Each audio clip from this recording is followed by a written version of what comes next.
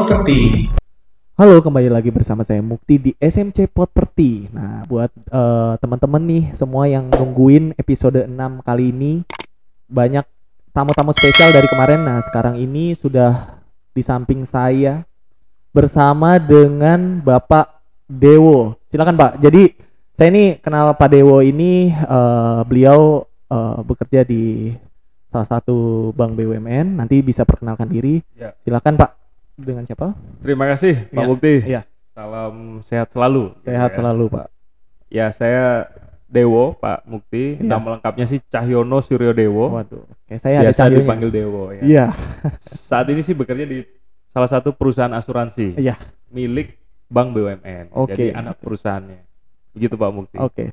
Di sini saya, waduh, sebenarnya kalau sobat SMC perlu tahu, saya sebenarnya udah tukeran kartu nama nih. Sebenarnya namanya ini Cahyono Suryo Dewo Iya. CFP EAIPP ya. Iya, Widih, tuh gimana tuh? Coba jelasin dulu Pak, silakan Pak. Itu gelar yang harus saya cantumkan Pak. Ya kan? Iya. CFP itu Certified Financial Planner. Iya. Jadi saya belajar terkait dengan perencanaan keuangan. Nah, IPP itu kayak subnya. Iya. IPP Associate Estate Planner Practitioner. Boleh. Jadi kita belajar tentang estate planning. Artinya kan kalau kita belajar financial planning ya kan, itu kita juga membahas tentang mulai dari awal ya kan, bagaimana merencanakan keuangan kita sampai nanti bagaimana kita mewariskan kekayaan kita. Wow. Gitu. Berarti ini lebih ke arah kita mengatur anggaran keuangan tuh buat kita sendiri ya Ya, masing-masing. Buat betul. milenial nih perlu banget nih. Oh, Sobat perlu. SMC perlu banget nih. Perlu. Silakan Pak. Jadi dari awal tuh kita harus gimana sih Pak? Buat nih biar milenial ini tahu nih cara kita mengatur keuangan kita Iya, secara cocok. ideal. Silakan Pak. Ya gini, saat ini tuh di masyarakat kita bicara keuangan itu sangat tabu ya. Jadi lebih belum terbuka Iya. tentang kesehatan finansial kita. Betul. Padahal itu kita minimal untuk finansial minimal kita sendiri yang mempraktekkan, begitu Pak Mukti. Jadi kalau dulu ya kita ngomongin masalah pengeluaran, pemasukan gitu kan dengan teman kita, itu kan rasanya kayak wah itu sesuatu yang pribadi sekali. Tetapi sebenarnya kita penting untuk mengukur bagaimana keuangan kita sudah sehat atau belum. Kalau kita ternyata keuangan kita belum sehat, berarti kan kita susah untuk merencanakan ke depan. Iya. Cash flow, antara cash flow dan inflow kita, outflow kita lebih besar mana, pasak atau tiang gitu kan. Betul. Habis gitu udah punya dana darurat nggak kita? Terus udah punya investasi nggak kita? Investasinya di segmen mana gitu? Tujuannya apa? Setelah itu kan kita hidup di dunia ini nggak selamanya, Iya. iya kan? Betul. Kontrak kita dengan Tuhan ada gitu. Betul. Setelah kita, mohon maaf, mau tutup usia, sudah kita siapkan nggak waris kita ke keturunan kita? Jangan salah Pak Mukti, karena hukum waris juga ya, waris itu ya mungkin sekarang ada banyak sekali kasus-kasus di public figure kita, Betul. ya kan? Rebutan warisan. Wow. Ya. Mau kaya, mau menengah Iya. ke bawah, semuanya itu pasti ada terjadi Pak Mukti. Begitu. Oke, di sini sobat SMC ini rata-rata yang nonton banyak yang anak muda juga nih. Wah, siap, Wah, cocok. jujur aja nih ya, sebagai Mm-mm. penglihatan saya nih, mumpung anak milenial mewakili anak milenial sama generasi Z ini ya. Saya masih milenial juga nih. Iya Pak pasti Mukti. pasti. Pasti Siap, dong, siap, pasti dong. siap, siap. Iya, kita jujur saya pun gitu ya melihat teman-teman milenial ini banyak yang terlalu konsumtif Pak, terutama benar. gaya hidup, Yes. terutama iya benar gaya hidup. Kadang juga mengenai dia berpikir untuk membeli rumah atau untuk kesehatan Yes. atau untuk apa, mereka malah lebih milih udah yang penting gue punya mobil, Yes. yang penting gue harus hangout kemana, Kelihatan menunjukkan- eksis di sosmed. iya Iya, betul, itu. bener kan? Gimana Lebih, tuh, Pak? ya. Saat ini memang trennya memang seperti itu, Pak. Karena kita lebih suka terlihat wow di sosmed kita. Iya. Jadi di Instagram kita Iya. ya kan sering jalan-jalan, nongki-nongki cantik, Iya. daripada kita mempersiapkan investasi kita. Termasuk isu yang saat ini milenial susah untuk memiliki rumah. Iya. Sebenarnya bukan susah, tetapi karena belum menjadi prioritas Pak Betul, Mukti betul. gitu. Padahal kalau kita lihat di era sekarang ya, Iya. terutama SMC Property ini menjual rumah, harusnya sudut pandang milenial ini juga harus punya priority Betul. antara dia untuk mengatur keuangan mereka, entah untuk rumah, untuk kesehatan mereka, betul. untuk dia di hari tua nanti seperti Betul. apa, yang harus dipikirkan harusnya kan seperti itu. Betul. Makanya ini beda sekali gitu, apalagi di era sosmed ini lebih baik dia ya kalau mau keluar negeri atau apa gitu. Iya benar kan Pak? Benar. Gitu Pak. Nah jadi menurut Bapak nih mengatur yang baik nih buat anak-anak milenial sama anak-anak generasi Z sekarang seperti apa sih Pak? Iya, memang penting ya Pak Mukti. Kita sebelum melakukan memulai untuk berinvestasi, kita harus tahu dulu kesehatan finansial kita. Iya. Ibaratnya kalau di dunia kesehatan kita medical check up. Betul, iya, betul, kan? betul. Tapi kalau di dunia finansial kita lakukan financial check up, gitu ya. Kita bisa menghitung cash flow kita udah benar atau belum, outflow-nya seperti apa, berapa rasio investasi kita, berapa rasio tabungan kita, berapa dana darurat kita dibanding pengeluaran per bulan, itu penting. Baru kita bicara masalah pos-pos anggaran kita. Jadi misalnya total 100% income kita itu juga harus kita pos-poskan Pak Mukti, begitu. Di sini juga banyak ya Pak, ini agak melenceng sedikit, juga banyak sekarang fasilitas dari marketplace sendiri seperti kayak pinjaman online dan lain-lain. Betul. Nah itu sebetulnya untuk efek sampingnya di tahun-tahun 2022 ini untuk para milenial sama generasi Z ini sebenarnya membantu atau nantinya akan seperti apa sih Pak? Kalau sebagai penilaian Pak Dewo sendiri? Iya benar. Jadi kalau kayak pay letter sekarang, pay letter ya, itulah banget di marketplace lah seperti itu. Pay letter ataupun pinjaman online dan sebagainya itu sebenarnya seperti pisau bermata dua. Ada kegunaannya, tapi kita juga harus benar menggunakannya. Karena jangan sampai ini menjadi kayak uang kita gitu loh. Padahal itu kan pinjaman, gitu ya. Betul. Pinjaman yang konsumtif, dan kalau dilihat dari bunganya, bunga pinjaman konsumtif seperti ini, kartu kredit, pinjol, itu pasti lebih tinggi Pak Mukti. Nah, sehingga kita jangan membuat ini adalah uang kita. Kita misalnya contohnya saya membuka pay letter nih Pak Mukti di salah satu platform, ya kan? Salah satu startup lah. Dapatlah limit misalnya gitu. Kita sebut 40 juta. Oke. Kita itu seakan-akan wah, saya punya duit 40 juta nih. Iya. Padahal itu bukan duit kita Pak Mukti. Betul. Nah, kadang milenial atau kita ini menganggap, saya punya duit 40 juta tapi bentuknya pay letter. Lah, kita jadi kebelabasan. Kita nggunain ya belanja, terus liburan pakai itu, padahal itu bukan duit kita. Tapi seakan-akan kita merasa itu duit kita. Nah, pay letter harusnya kita gunakan ketika kita punya uang cash setara misalnya 50 juta tadi, dan kita gunakan ketika pada saat kita menggunakan pay letter ini ada promonya, ada diskonnya, ada poin-poin yang nanti bisa kita nikmatin untuk jadi tuker poin dan lain sebagainya. Efek positifnya di situ. Efek positif. Jadi bukan dianggap, saya dapat pay letter misalnya di marketplace 50 juta, ini uang saya 50 juta, bukan. Uang kita adalah yang ada di tabungan gitu, yang ada di rekening. Jadi jangan salah gitu Pak Mukti. Betul. Nah, kita selanjutnya akan membicarakan ini Pak Dewo. Kita tadi membahas cara mengatur keuangan ya. Nah, kalau dari sisi anak-anak muda ya Pak. Betul. Kalau saya lihat kalau mengenai insurance atau asuransi kesehatan atau apapun itu, mungkin untuk yang generasi kelahiran 80-an itu masih yang sangat membantu untuk dia dan keluarganya Pak. Nah, untuk milenial sendiri dan anak generasi Z ini pentingnya nggak sih? Apa Pak gitu? Pentingnya apa tuh Pak?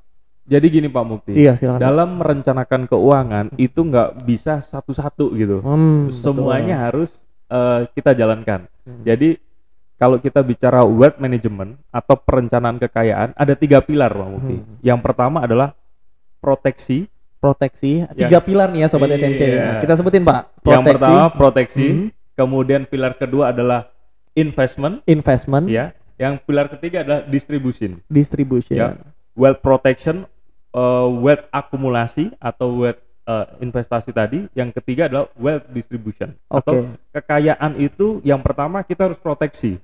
Nah, apa tuh Pak? Bisa dijalankan? Contohnya gini, saat ini kita punya anggaplah tabungan 100 juta. 100 juta, oke. Ini harus kita proteksi dulu, jangan sampai 100 juta ini berkurang, Pak Mukti. Nah, banyak orang 100 juta udah langsung nafsu pengen apa nih? Nah, bener Itu, kan? Bener iya. kan? Ya.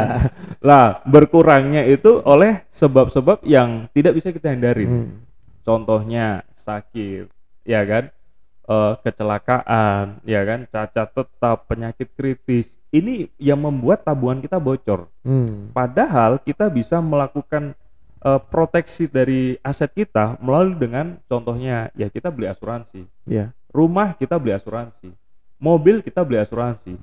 Uang kecil untuk manfaat besar. Iya. Nah, tabungan kita proteksi dulu. Baru kita mikirkan investasinya. Setelah ini kita proteksi, bagaimana uang 100 juta ini berlipat ganda. Iya. Returnnya berapa? Mau 6% kita cari di mana? Mau 10% nyarinya di mana? 20% nyarinya di mana? Kan seperti itu. Itu masuk ke step wealth akumulasi. Oke. Atau kekayaan kita akumulasikan. Selanjutnya kita juga menyiapkan kekayaan untuk kita distribusikan, wealth distribution. Wealth distribution. Yes. Oke. Nah, ini kita waris ke keluarga kita. Nah, 3 pilar ini yang harus kita lakukan. Nah, saat ini kebanyakan milenial itu tidak memikirkan hal itu. Lebih ke konsumtif, iya, ya gaya kan? hidup, Yes, lifestyle. YOLO. Iya, iya. Bener-bener, Pak. Singkatannya apa itu? YOLO. Ya, intinya kita hidup sekali gitu Iya, ya. iya, betul. YOLO. Jadi ya sudah, kita dapat uang sekarang, kita manfaatkan sekarang, kita nikmati sekarang. Urusan hari tua itu nanti. Kan kebanyakan begitu. Iya, iya. Nah, masalahnya kita nggak tahu ke depan itu seperti apa, Pak Mukti. Sehingga penting kita merencanakan keuangan mulai dari asuransi kita, mulai dari investasi kita. Investasi pun ini banyak. Investasi untuk menyiapkan DP KPR, investasi untuk menyiapkan pendidikan anak, investasi untuk menyiapkan dana pensiun, ya kan? Untung nggak jadi ini ya Pak ya, afiliator yang Iya, situ ya. itu.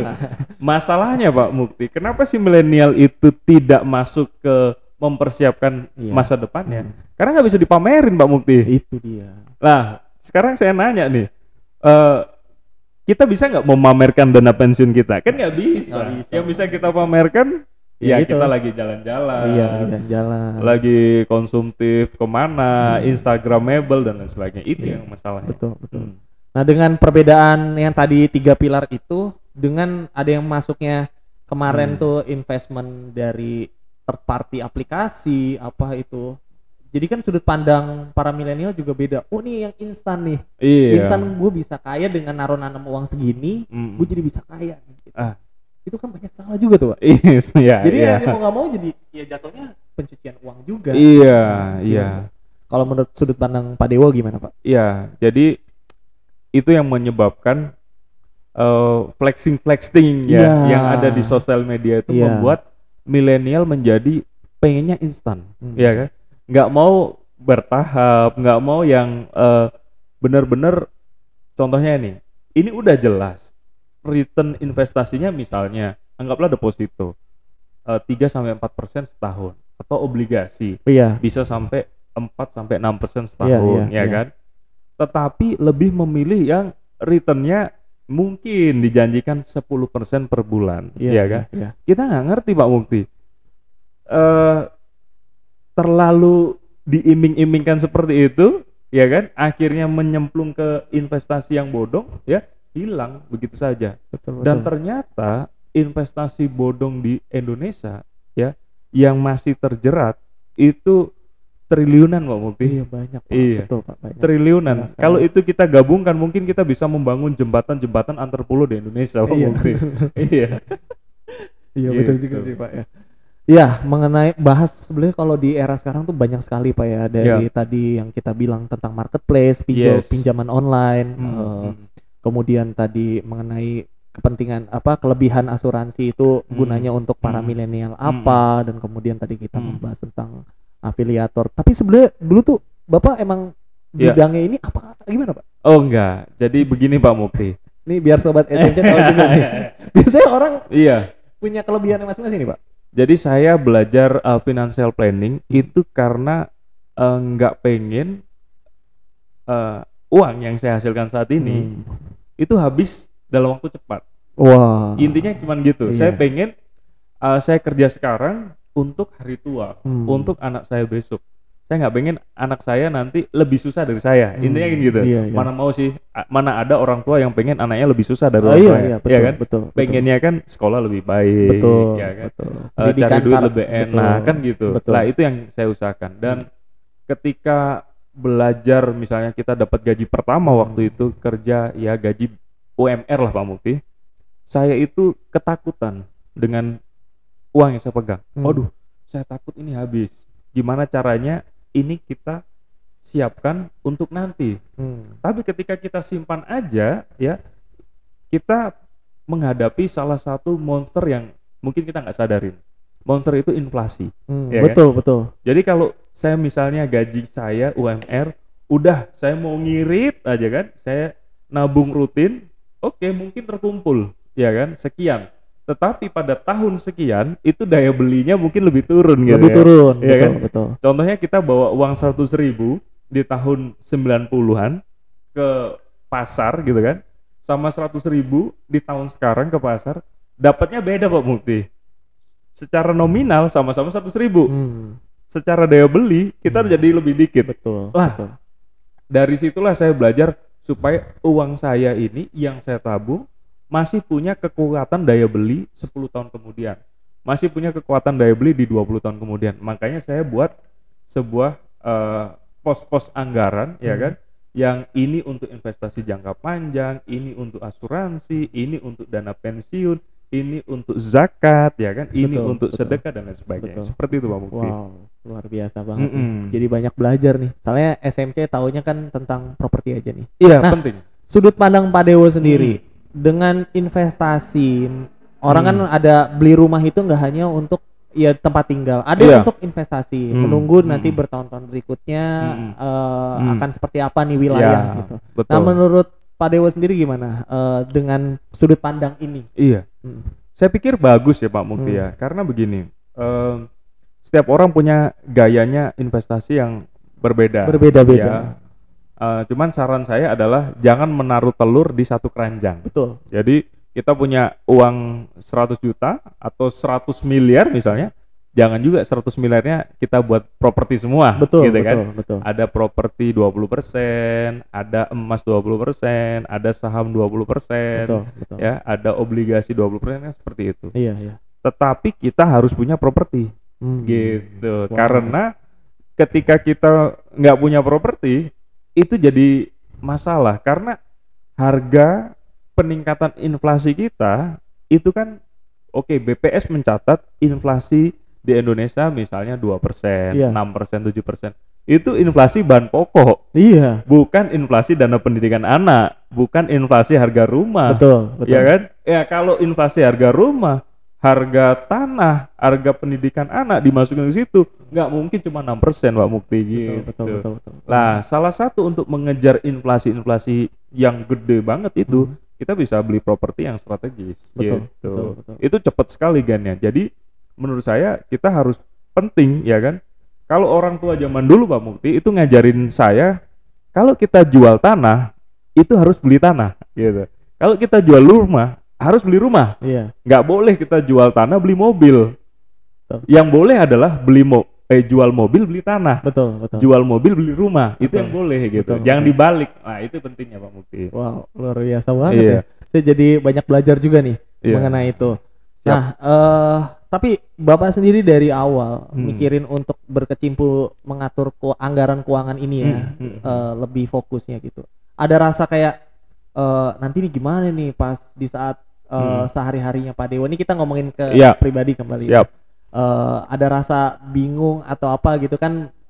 Saya awalnya mungkin basicnya bukan properti gitu, tapi karena ya berkecimpung di properti dan saya suka, saya menjalani itu. Nah, kalau dari Pak Dewo gimana sih dulu? Apanya ini? Oh iya. Mungkin kenapa akhirnya benar-benar nyemplung? Iya. Pengen tahu gitu, mungkin sobat SMC juga pengen tahu. Saya itu waktu itu membaca gitu ya. Awalnya itu membaca sebuah buku, ya kan? Wah. Ya, membaca sebuah buku yang membuat saya terinspirasi. Jadi buku itu mengajarkan kita untuk berinvestasi, biarkan uang bekerja untuk kita, gitu. Biarkan aset kita yang bekerja untuk kita. Betul. Kan gitu. Iya. Aset ini yang sudah kita kumpulkan, ya kan? Kita kan kerja siang malam, kita kumpulkan. Habis kita kumpulkan, kita suruh tidur. Iya, gitu. iya. Tidur di mana? Dalam tanda kutip di rekening kita, gitu kan. Di bawah bantal, gitu. Tapi harus kita suruh kerja. Gimana cara uang ini bekerja? Ya kita belikan properti, kita belikan saham, kita belikan reksadana, obligasi. Ini kan ada return yang bisa kita dapatkan. Iya. Nah, uang itu ada pepatahnya, Pak Mukti. Uang kakinya 1000, manusia kakinya 2. Uang kakinya 1000, manusia kakinya 2. Waduh. Sampai kapanpun, ya kan, manusia nggak akan bisa ngejar uang. Karena dia kakinya 1000, Pak. Tetapi buat kita seakan-akan dikejar uang, gitu. Kalau kita dikejar uang itu kan seneng gitu. Betul. Lah, gimana caranya? Ya kita belajar masalah finansial, terutama kalau bahas ini masalah investasi. Bagaimana kita bisa rasanya dikejar-kejar uang kita, gimana? Dikejar-kejar aset kita terus bertumbuh gimana? Iya. Ya itu tadi, beli properti yang punya prospek yang cerah gitu. Iya, Contohnya, gampangnya gini Pak Mukti. Ini kan pemerintahan kita lagi gencarnya bikin jalan tol. Lah kan kita udah tahu itu master plan-nya. Pintu tolnya di mana? Tanah itu mungkin masih murah sekarang. Bangun tolnya mungkin 4 atau 10 tahun lagi. Iya. Itu dalam waktu 10 tahun pasti akan berlipat ganda. Sesimpel itu sebenarnya. Iya, betul. Ya, jadi semudah itu kalau kita sebenarnya investasi paling mudah adalah investasi properti. Itu paling mudah. Kalau mungkin investasi saham kita harus tahu dulu fundamentalnya, mungkin kita juga belajar technical analysis dan lain sebagainya. Tapi kalau investasi properti itu kan kita cuma melihat prospek. Oh, ini jalan raya, ini rumah kita, ya sudah kita bangun di sini. Ini nantinya jadi jalan penghubung antara kota A dan kota B. Gitu. Ini nanti pintu tol, ya sudah kan seperti itu. Banyak juga anak-anak muda tuh berpikir mau investasi, mau bikin usaha, mau cepet untung atau enggak kayak ya secara jalan pintas. Oh nih yang penting pasti besok udah langsung untung. Nah, ini yang harus kita rubah ya Pak Dewo ya, apa namanya, sudut pandang itu gitu loh. Iya. Nggak bisa seinstan itu apapun. Iya dong, bener dong. Ya, mau itu investasi, mau kita bikin usaha tertentu. Betul. Pasti ada prosesnya gitu Pak. Iya.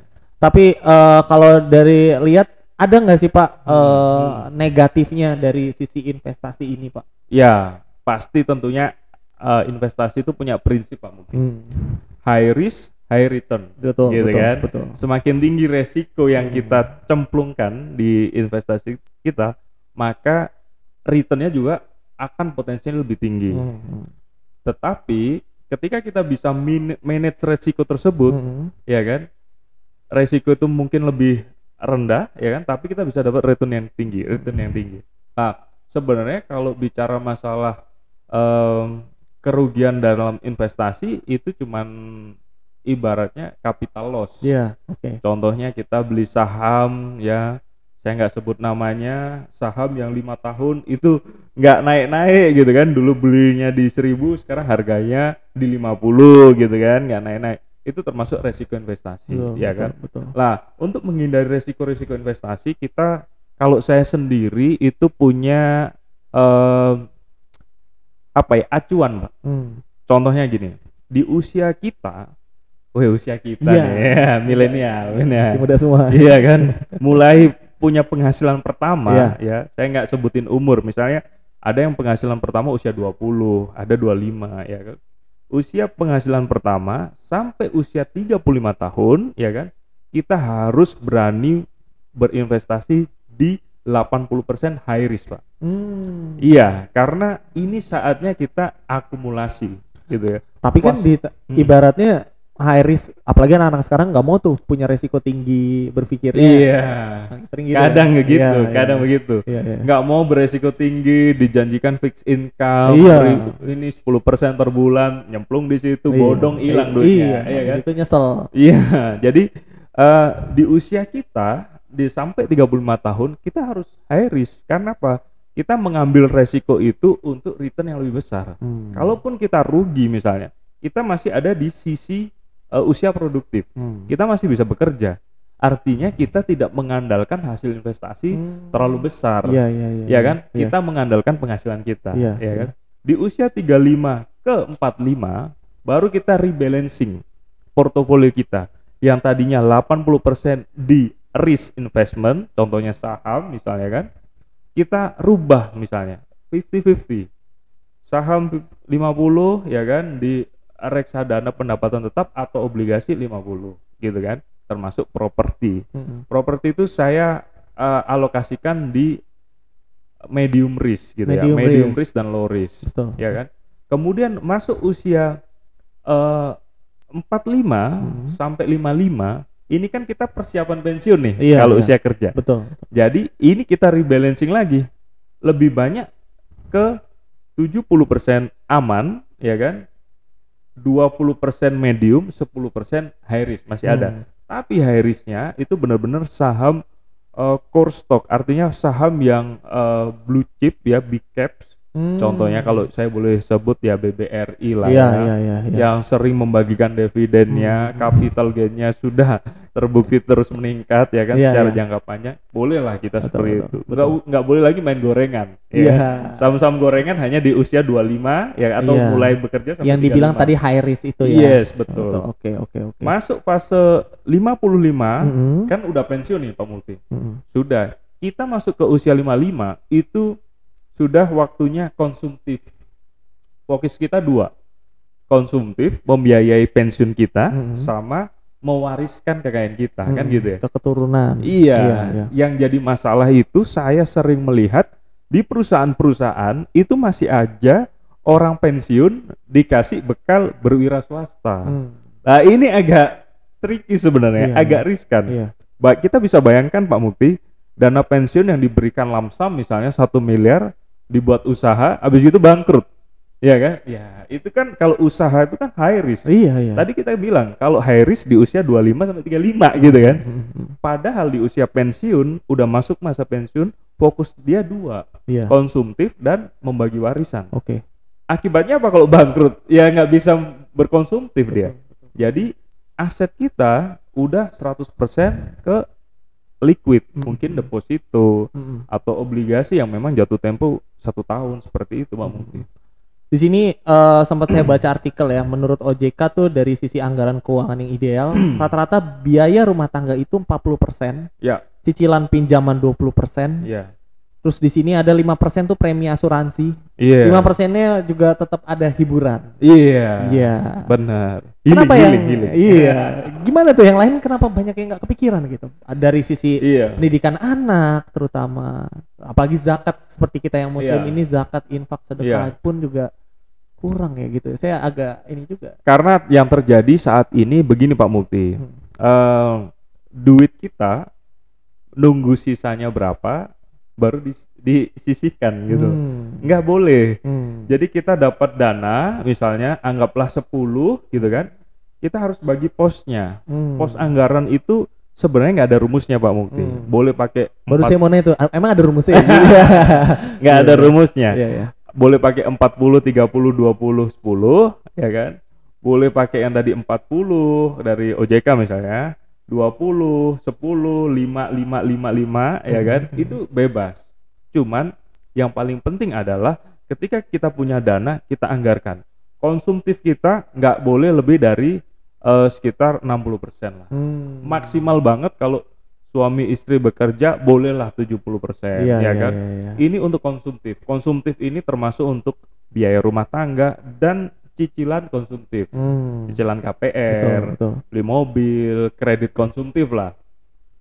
Kemudian jangan lupa ada sisa 20% untuk misalnya, boleh ini dibagi 10% untuk persiapan dana darurat, 10% untuk investasi jangka panjang gitu kan. Kemudian masih ada sisa 5% gitu ya. Untuk apa? Kita lupa untuk zakat mungkin ya. Terus kita lupa untuk sedekah, kekayaan, manajemen kekayaan kita. Yang pilar pertama nggak boleh dibalik-balik, wealth protection.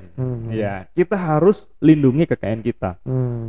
Kan kita nggak pengen nih Pak Mukti lagi nyicil ya kan ke KPR misalnya, atau nyicil mobil misalnya, atau mencicil dana pensiun, fokus kita kan untuk dana pensiun. Iya. Seiring berjalan waktu, kita kena penyakit kritis.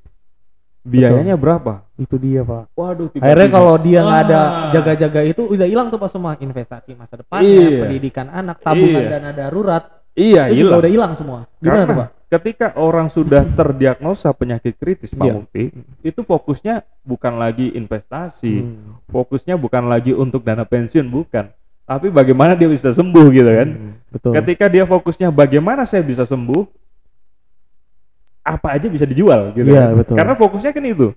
Pokoknya saya harus sembuh. Apa aja harus saya jual. Semua aset dijual. Nah, masalahnya adalah di survei di Indonesia, para penderita kanker 85%-nya bangkrut, Pak. 15%-nya kemana? Nggak bangkrut, bukan. Sudah keburu meninggal sebelum pengobatan. Iya. 85% bangkrut.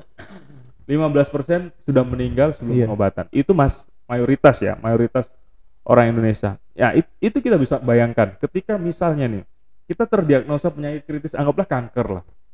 Apa yang terjadi? Banyak public figure yang dulu mungkin ya Pak Mukti, sedang jaya-jayanya, ya kan, sekali nyanyi misalnya, sekali syuting sinetron, berapa hasilnya? Ya kan? Tetapi tiba-tiba kena kanker. Pengobatannya mungkin ke luar negeri.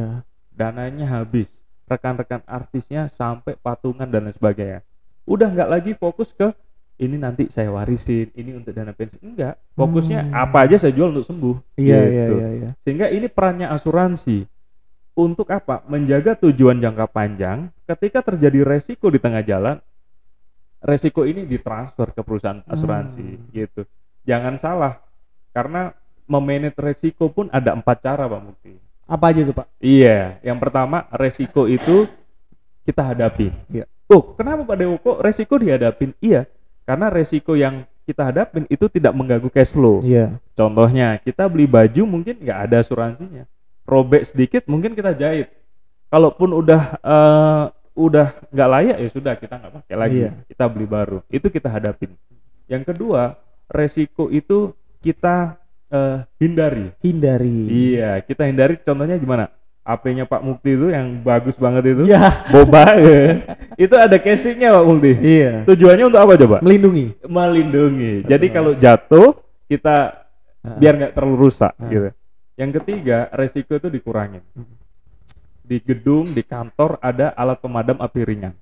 Kalau udah kebakaran kita kurangin ini, gitu ya. Yang keempat, resiko harus ditransfer. Lah, kenapa harus ditransfer? Karena kalau kena kita, ya kan, kita kena nih penyakit kritis, kanker dan sebagainya, otomatis bangkrut. Itu yang harus kita transfer. Ya. Yang keempat itu resiko harus kita transfer. Oh gitu Pak. Gimana tuh Pak? Karena apa? Ketika resiko itu terkena kita nggak akan bisa menerima Pak Mukti. Gimana tuh Pak? Maksudnya gini, ketika resiko ada ke kita, otomatis cash flow kita akan berantakan. Sehingga sebelum resiko itu terjadi, kita udah siap mentransfer resiko itu. Contohnya tadi yang saya sampaikan, sakit kritis, jantung, stroke, kanker dan lain sebagainya. Itu kalau kena kita, otomatis kita bangkrut Pak. Iya. Jadi dia harus ada kita transfer. Jangan dulu, ini ganggu tabungan saya nih. Saya udah punya asuransi penyakit kritis. Masuk, saya beli asuransi penyakit kritis.